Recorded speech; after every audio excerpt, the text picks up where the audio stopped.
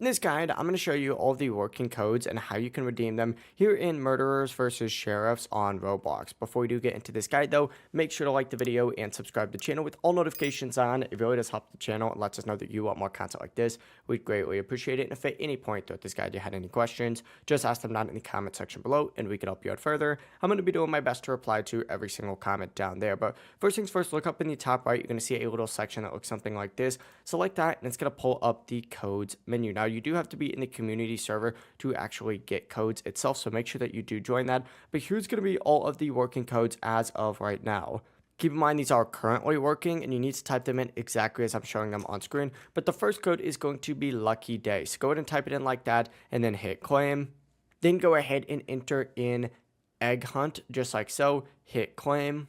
From here, go ahead and enter in season 4 and hit claim. From here, enter in free chroma, spelled exactly like that with the 2 3s right here instead, and then hit claim. And then finally, check to see if Valentine is still working. At the time of making this video, it is, but just keep in mind it might not at the time of you watching this video, but hit claim.